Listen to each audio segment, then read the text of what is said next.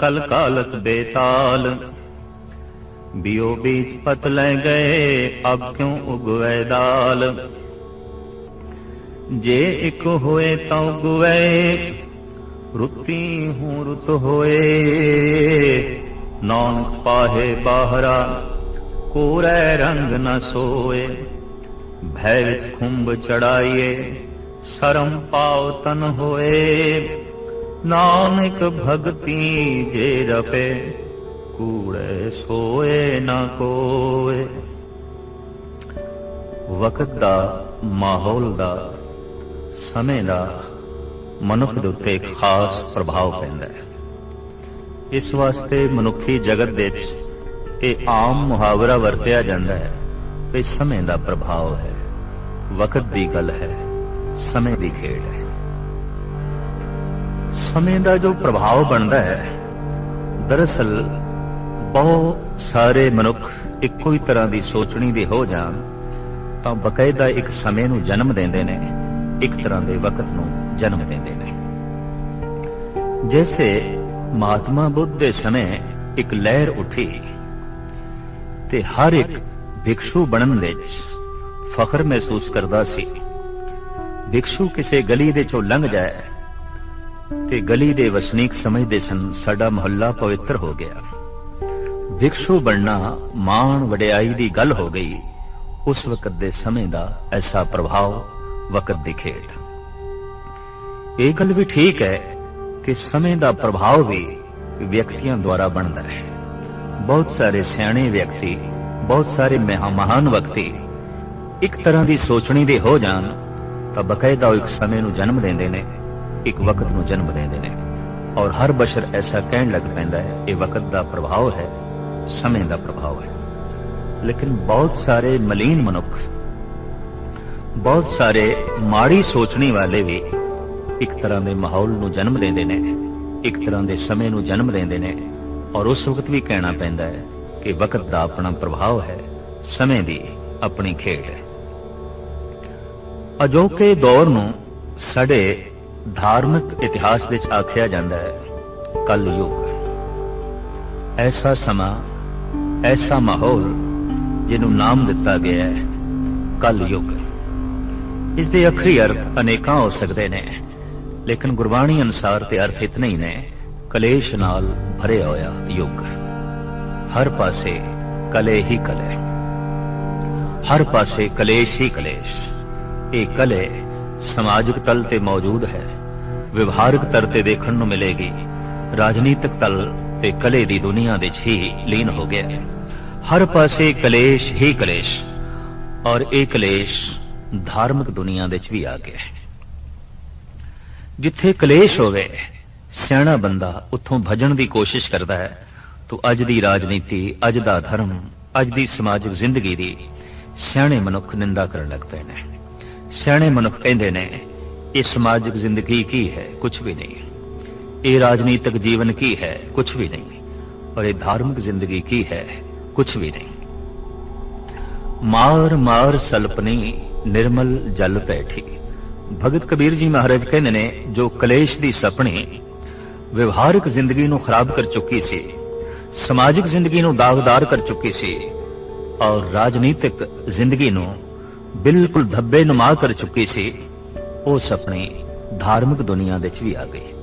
और उसने धार्मिक लोगों नूं भी बेदाग नहीं रहने दिता, उन्हां दे उत्ते भी बकायदा धब्बे आ गए। ऐसा क्यों? समय का प्रभाव, वक्त की खेड।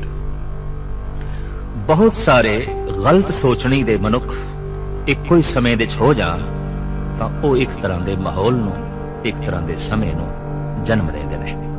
अजोका ये जिहड़ा दौर है, बहु गिणती दे गलत सोचण वाले ही मनुख ने, और उसका अंजाम असी चारों पासे बिखरे होया देख सकते हैं। सियाणियां दा कहना है कि कड़वे फल वेख के ही अंदाजा लाना पैंदा है कि बीज गलत बोया गया सी, बीज ठीक नहीं बोया गया सी।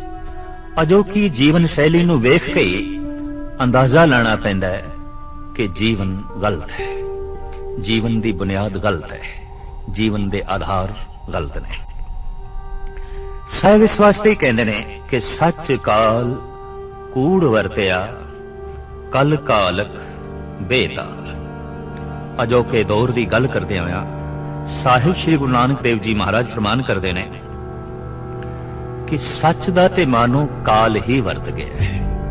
ਕਿਸੇ ਪਾਸੇ ਸੱਚ ਦੇਖਣ ਨੂੰ ਨਹੀਂ ਮਿਲਦਾ, ਨਾ ਰਾਜਨੀਤਿਕ ਦੁਨੀਆ 'ਚ, ਨਾ ਸਮਾਜਿਕ ਦੁਨੀਆ 'ਚ, ਔਰ ਨਾ ਹੀ ਧਾਰਮਿਕ ਦੁਨੀਆ 'ਚ। ਹਰ ਪਾਸੇ ਝੂਠ ਹੀ ਝੂਠ ਦਾ ਪਸਾਰਾ ਹੈ। ਕਈ ਦਫਾ ਹੈਰਾਨਗੀ ਆਉਂਦੀ ਹੈ ਕਿ ਚਲੋ ਰਾਜਨੀਤਿਕ ਦੁਨੀਆ ਦੇ ਤੇ ਝੂਠ ਨੂੰ ਬਰਦਾਸ਼ਤ ਕਰਾਂਗੇ, ਵਿਵਹਾਰਿਕ ਤੇ ਸਮਾਜਿਕ ਦੁਨੀਆ ਦੇ 'ਚ ਵੀ ਮਾੜਾ ਮੋਟਾ ਝੂਠ ਅਗਰ ਚੱਲਦਾ ਹੈ ਤਾਂ ਨਜ਼ਰ ਅੰਦਾਜ਼ ਕੀਤਾ ਜਾ ਸਕਦਾ ਹੈ। ਪਰ ਝੂਠ ਧਾਰਮਿਕ ਦੁਨੀਆ ਦੇ 'ਚ ਵੀ ਐਸੀਆਂ ਕਹਾਣੀਆਂ ਧਾਰਮਿਕ ਗ੍ਰੰਥਾਂ ਵਿੱਚ ਮਿਲਦੀਆਂ ਨੇ, ਔਰ ਐਸੇ ਕਿਸੇ ਧਾਰਮਿਕ ਲੋਕ ਸੁਣਾਉਂਦੇ ਨੇ ਜਿਨ੍ਹਾਂ ਦਾ ਸੱਚ ਨਾਲ, ਸਚਾਈ ਨਾਲ ਦੂਰ ਦਾ ਵੀ ਵਾਸਤਾ ਨਹੀਂ। ਆਖਿਆ ਜਾਂਦਾ ਹੈ ਕਿ 2.5 ਚੁਲੀਆਂ ਦੇ ਵਿੱਚ ਅਗਸਤ ਮੁਨੀ ਸਾਗਰ ਨੂੰ ਪੀ ਗਏ, ਮਲ ਮੂਤਰ ਦੇ ਰਾਹੀਂ ਕੱਢਿਆ, ਸਮੁੰਦਰ ਖਾਰਾ ਹੋ ਗਿਆ। ਗਿੱਲਾ ਪਰਨਾ ਮਾਰਿਆ ਗਿਆ ਚੰਦਰਮਾ ਨੂੰ, ਮਾਰਿਆ ਗੌਤਮ ਨੇ, ਚੰਦਰਮਾ ਦਾਗੀ ਹੋ ਗਿਆ। ਮਛੰਦਰ ਨਾਥ ਦਾ ਜਨਮ ਮੱਛੀ ਤੋਂ ਹੋਇਆ, ਗੌਕੜ ਦਾ ਜਨਮ ਗਊ ਤੋਂ ਹੋਇਆ, ਰਿਸ਼ੀ ਮਾਂਡਵ ਦਾ ਜਨਮ ਮੈਂਡਕੀ ਤੋਂ ਹੋਇਆ। ਗਰਜ ਕੇ ਇਸ ਤਰ੍ਹਾਂ ਦੀਆਂ ਕਹਾਣੀਆਂ ਔਰ ਇਸ ਤਰ੍ਹਾਂ ਦੀਆਂ ਬਿਆਨਬਾਜ਼ੀਆਂ ਆਮ ਬੰਦਿਆਂ ਦੇ ਅੰਦਰ ਸ਼ੱਕ ਪੈਦਾ ਕਰ ਦਿੰਦੀਆਂ ਨੇ। ਠੀਕ ਹੈ, ਇਹਨਾਂ ਕਹਾਣੀਆਂ ਦੇ ਵਿੱਚ ਜੋ ਰਹੱਸ ਹੈ, ਜੋ ਰਮਜ਼ ਹੈ, ਉਸ ਤੱਕ ਨਾ ਪਹੁੰਚਣ ਕਾਰਨ ਕਰਕੇ ਅਗਰ ਇਹਨਾਂ ਦਾ ਉਪਰੋਕਤ ਰੂਪ ਹੀ ਲੈ ਲਈਏ ਫਿਰ ਤੇ ਇਹ ਸਾਰੀਆਂ ਹੀ ਗਲਤ ਬਿਆਨੀਆਂ ਜਾਪਦੀਆਂ ਨੇ।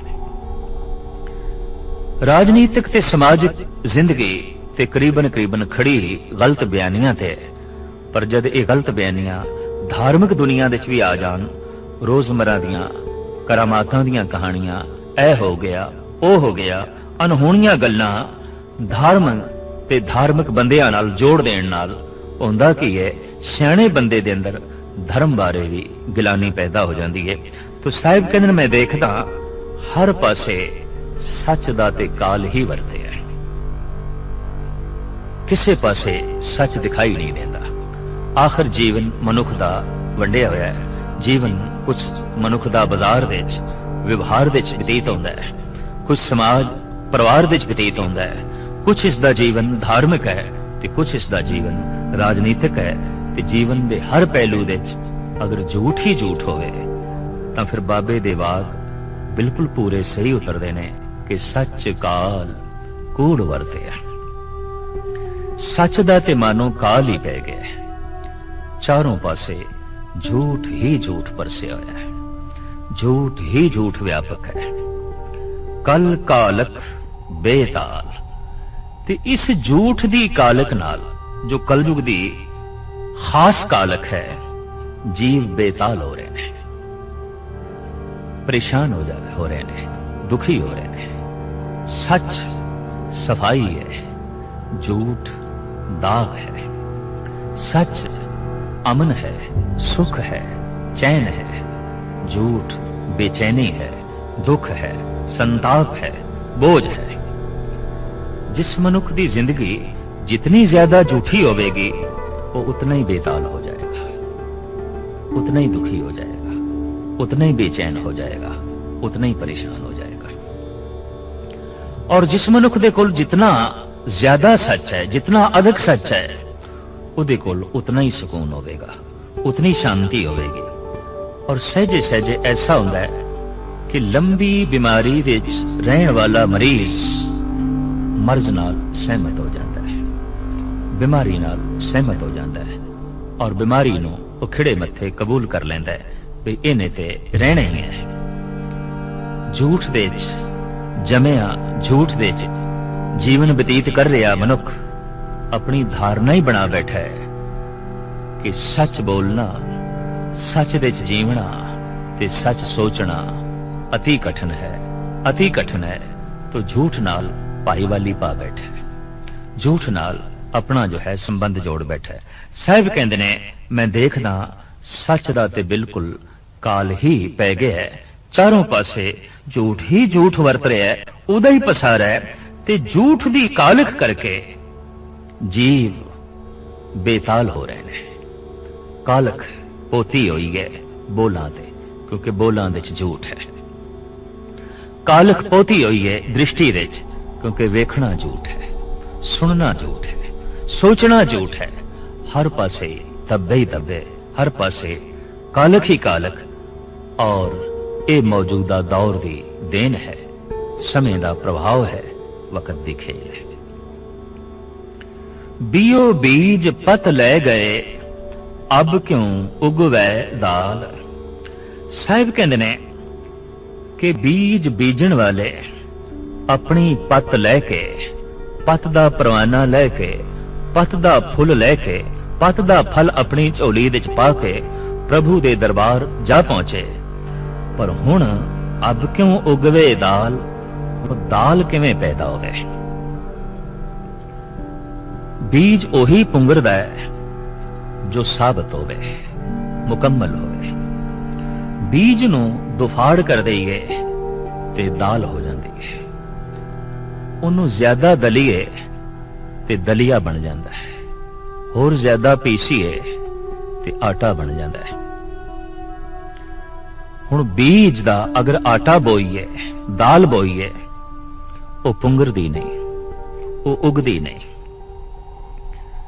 उगण लई बीज दा प्रफुल्लित होण लई बीज दा साबित होना अत्यंत लाजमी है, खास लाजमी है। ते मनुख कोल एक बीज है, अकाल पुरख दा दिता होया, परिपूर्ण परमात्मा दा दिता होया, वो बीज है मन। ये ठीक है कि खूबसूरत फुल्लां दे बीज अक्सर करूप देखे गए ने, पर करूप बीजां दे चों भी अत्यंत महान गहरी सुंदरता जन्म लैंदी है। ये ठीक है, मन अपने आप दे करूप है, लेकिन इहदे चों सुंदर परमात्मा प्रगट हो सकता है। मन तू जोत स्वरूप है अपना मूल पछाण। किसान की तरह सूझ समझ रखने वाला मनुख अगर मन रूपी बीज का सही इस्तेमाल करे तो इहदे चों परम ज्योति प्रगट हो सकती है। और बकायदा साहिब श्री गुरु नानक देव जी महाराज ने इस श्लोक विच इस ढंग की प्रेरणा दी है कि ऐ बंदे तेरे कोल एक बीज है, मन। हुण सियाणा किसान जानदा है कि धरती अनुकूल चाहिए बीज दे, धरती दे वत्र चाहिए, खाद चाहिए, फिर रोड़े वट्टे कंडे ना होन, हल चलाया जाता है, सुहागा फेरिया जाता है। पहले बीज बीजण दे अनुकूल धरती कीती जाती है, फिर बीज बीजिया जाता है। बंजर जमीन दे च, पथरेली जमीन दे च, उबड़ खाबड़ जमीन दे च अगर बीज सुट दिता जाए तो वह मुकम्मल ढंग नाल प्रफुल्लित नहीं होता। रोज दा सत्संग, रोज दा कथा कीर्तन सुनना, रोज दा महापुरुषां दी सोबत विच बैठना, ये सिर्फ इसलिए है कि हृदय दी धरती मनुख ठीक करे, फिर ये बीज ढंग दा प्रफुल्लित होवे, पनप सके। साहिब श्री गुरु नानक देव जी महाराज इत्थे मन नूं बीज कह रहे ने, ते बीज नूं बीजना है, किथे बीजना है। बहुत सोहने ख्याल साहिब श्री गुरु नानक देव जी महाराज ने इस पावन पवित्र वाक विच दिते ने। गुरु दा शब्द ये धरती है, और ऐ बंदे तेरा मन बीज है। शब्द अपने आप दे सवरी हुई धरती है। इस शब्द देते, इस श्लोक देते सतगुरु ऐसा ही कह रहे हैं, ऐ बंदे तेनू हुण इत्थे धरती सवारन की लोड़ नहीं, बल्कि अपना बीज ठीक करने की लोड़ है। ते सवाल पैदा होगा, बीज दे च की है? बीज साबित नहीं है, दाल हो गया, दुफाड़ हो गया। जद भी कोई मनुख धार्मिक कर्म करदा है, दुबदा उस वक्त बनी रहती है। मन का एक हिस्सा कहता है ये करिए, दूजा कहता नहीं। मन का एक हिस्सा कहता है अमृत वेले उठ के नाम जपना है, और अमृत वेला होया, मन दा दूसरा हिस्सा कहंदा नहीं पै रहो, फिर देखांगे। मन दा एक हिस्सा कहंदा चलिए गुरुद्वारे सत्संग दे, और सत्संग दा वक्त होया, मन दा दूसरा हिस्सा रहन देइए, फिर देखांगे। ये जिहड़ी दुबदा है ये दाल है, और दो पासे दी धावना मनुख नूं किसे पासे दा भी रहन नहीं देंदी। देखो सज्जी अख अगर सज्जे पासे वेखे ते खब्बी खब्बे पासे वेखे, मनुख कुछ सही वेख नहीं सकेगा। सज्जा कन कुछ होर सुने ते खब्बा कन कुछ होर सुने, दरअसल कोई भी शब्द पल्ले नहीं पै सकेगा। सज्जी लत सज्जे पासे जावे ते खब्बी लत खब्बे पासे जावे, मनुख उत्थे ही ढेरी हो जाएगा, किसे थां ते भी पहुंच नहीं सकेगा। सज्जा हथ कुछ बनावे, खब्बा तोड़ देवे, खब्बा कुछ लिखे, सज्जा मेट देवे, तो कुछ भी नहीं लिखा जा सकेगा, कुछ भी बन नहीं सकेगा। दरअसल दो हत्थां नूं एक देना है, दो पैरां नूं मार्ग एक देना है, दो अखां नूं दृष्टि एक देनी है, और दो पैरां नूं मार्ग एक देना है। हू बहु इसे तरीके नाल दो जिहड़े मन ने इन्हां नूं चिंतन एक देना है, सोचनी एक देनी है, काम एक देना है, दृष्टि एक देनी है, स्रोत एक देनी है।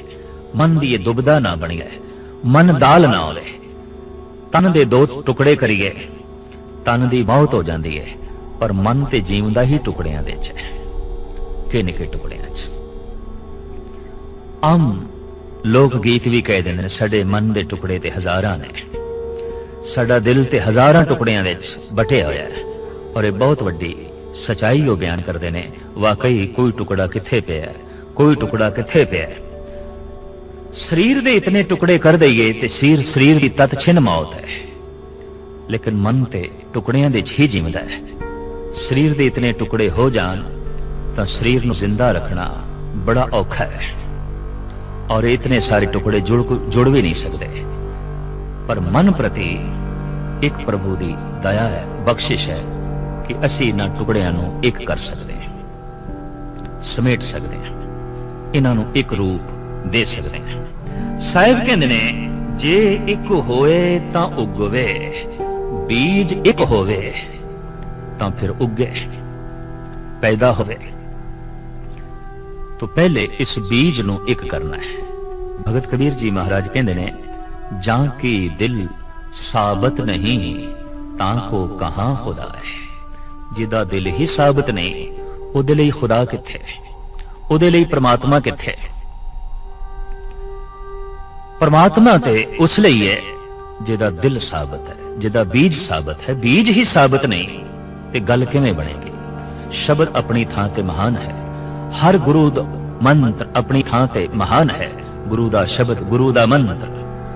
लेकिन ऐ मन ये बीज ठीक नहीं, ये दुफाड़ होया है, ये टुकड़े टुकड़े होया है। तो पहले इस मन नूं साबित करना है, एक करना है। इसे नूं कहंदे ने मन नूं एकाग्र करना है, मन नूं एक करना है। तन एक है, मन एक नहीं है। ऊधो मन भयो 10-20, ये बोल बिल्कुल सही ने। हजारां टुकड़े होए पैने इस मन दे, इनू एक करना है। धर्म दी ये जिहड़ी साधना है जप तप दी, ये मन नू एक करना है। दरअसल जैसे मन एक होता है, मन की मौत हो जाती है, मन मिटता है।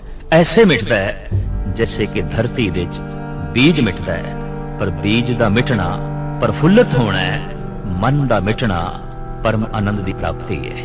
मन दा मिटना परम रस की प्राप्ति है। मन मुए धात मर जाए, बिन मन मुए कैसे हस पाए। तन जिंदा रहे ते संसार नाल संबंध जुड़ता है, मन मर जाए ते निरंकार नाल संबंध जुड़ता है। संसार नाल संबंध जुड़े रहन, तन नू जिंदा रखना लाजमी है। निरंकार नाल संबंध जुड़े मन नूं मारना बड़ा लाजमी है। तन नूं मारना बड़ा आसान है, खुदकशी करनी बड़ी आसान है। थोड़ा जिहा मनुख जहर खा लवे, अग दे च अपने आप नूं जला लवे, किसी उच्ची इमारत तो अपने आप नूं गिरा देवे ते तन दी ते मौत हो जाती है, तन ते खत्म हो जाता है। लेकिन लंबी चौड़ी समाधियां लाण वाले, जप तप करन वाले बड़े बड़े साधु पीर पैगंबर भी रोंदे हुए देखे गए ने कि मन मरिया नहीं, मन अपनी थां ते मौजूद है और भयंकर रूप दे जो है मौजूद है। इंज कह लो, दिन भर कम धंधा इस वास्ते करना है कि किसी तरीके नाल तन जिंदा रहे, पर जप तप इस वास्ते करना है कि किसी तरीके नाल मन मर जाए, इसकी मौत हो जाए। तो साहिब कहते जे एक होए तां उगवे, जे बीज एक होवे तां फिर उगे। एक दूसरी होर शर्त भी, रुती हूं रुत होए। बीज दा एक होना ते बड़ा लाजमी है, पर बीजण दी रुत दा होना भी बड़ा लाजमी है। रुत भी चाहिए। धरती ठीक होवे, बीज वधिया होवे, पर मौसम ठीक ना होवे, मौसम अनुकूल ना होवे, तां भी बीज दा प्रफुल्लित होना बड़ा औखा है। तो रुती हूं रुत होए। साहिब कहंदे ने रुतुआं दे चों आखिर रुत भी महान चाहिए, चंगी चाहिए, उत्तम चाहिए। हुण सवाल ये पैदा होंदा है कि मन नूं शब्द दी धरती विच बीजीए, रुत किहड़ी है, किहड़ा सन है? असी जो धरती दे बीज बोंदे हां, इन्हां ते निगाह मारीए, किधरे किसान एक फसल चुगदा है, किधरे दो फसलां, किधरे तीन फसलां, किधरे एक बीज साल विच एक दफा बोया जाता है ते किधरे किधरे दो दफा, और बहुत ही किधरे एक थां ते तीन दफा भी साल विच एक बीज बोया जाता है।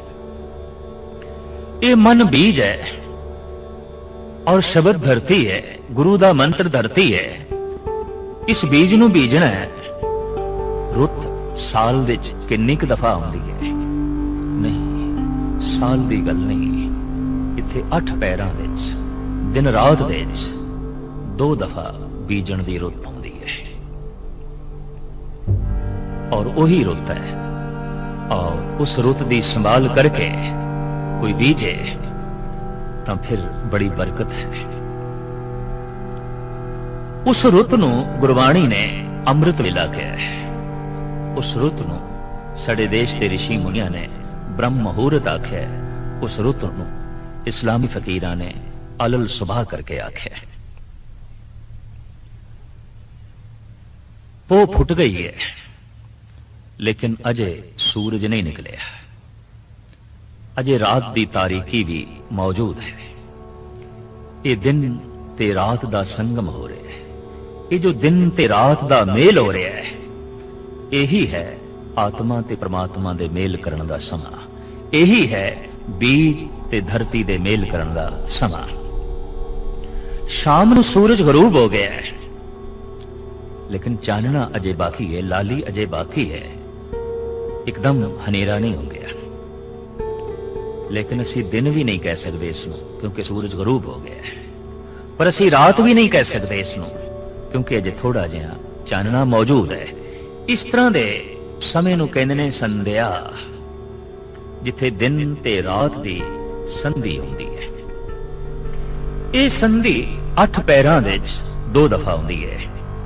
एक ब्रह्म मुहूर्त अमृत वेले, जद पो फुट पैंदी है, सूरज उदय नहीं होया, पर रात भी पूर्ण तौर ते खत्म नहीं हुई। दिन ते रात दा संगम हो रहा है, दिन ते रात दी संधि हो रही है, दिन ते रात दा मेल हो रहा है। बस वही समा है शब्द ते सुरत दा मेल करन दा। वही समा है मन रूपी बीज नूं शब्द रूपी धरती दे च देण दा। गुरु नानक ने इस वास्ते ही सिख नूं 2 वक्त सत्संग करन लई कहा है, एक सवेरे एक शाम। सवेरे उस वक्त जद दिन दिन नहीं है, रात रात नहीं है, अमृत वेला है। शाम नूं उदों जद सूरज गरूब हो गए। इस वास्ते शरीर दा बकायदा नितनेम अलग है, शाम दियां बाणियां पाठ दियां बकायदा अलग ने, और उस समय नूं संभाल के कोई बीज बोवे शब्द दी धरती दे तां सतगुर दी बाणी दा फैसला है, हर अमृत वेले पत्ते का बीजया, भगत खाए खर्च रहे निखुट्टे नाई।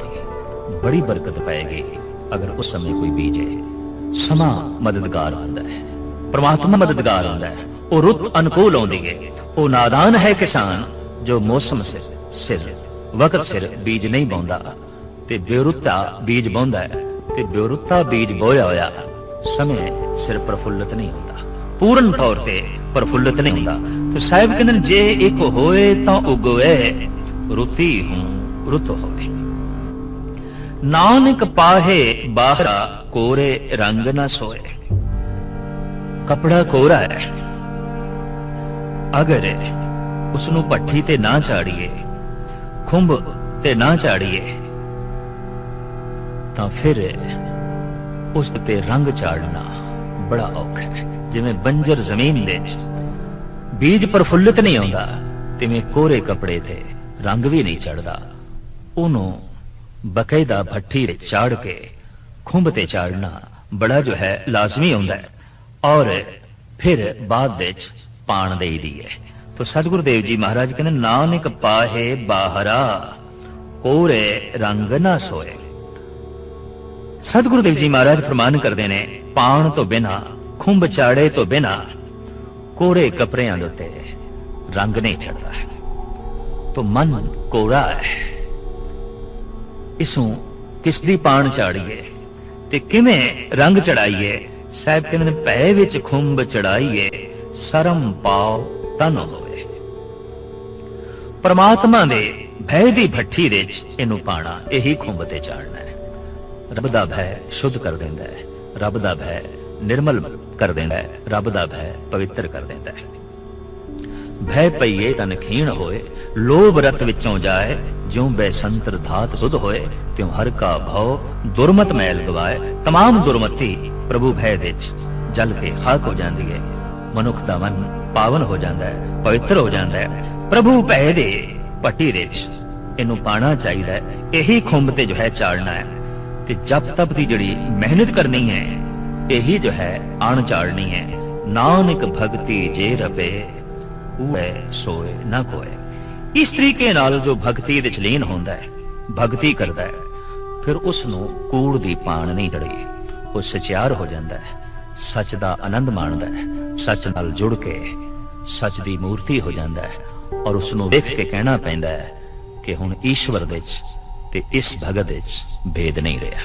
मल्ला पहला लब पाप दोए राजा मेहता, कूड़ होआ सिकदार। काम ने सद पुछिए बे करे विचार। अंधी रैयते ज्ञान में हुनी, भाए भरे मुर्दार। ज्ञानी नचे वाजे वावे, रूप करे सिंगार। ऊंचे कूके वादा गावे, जोधा का विचार। मूर्ख पंडित हुकमत हुज्जत, संजय करे प्यार। धर्मी धर्म करे गावावे, मंगे मोख द्वार। जति सदावे जुगत न जाने, छड़ बे घर बार।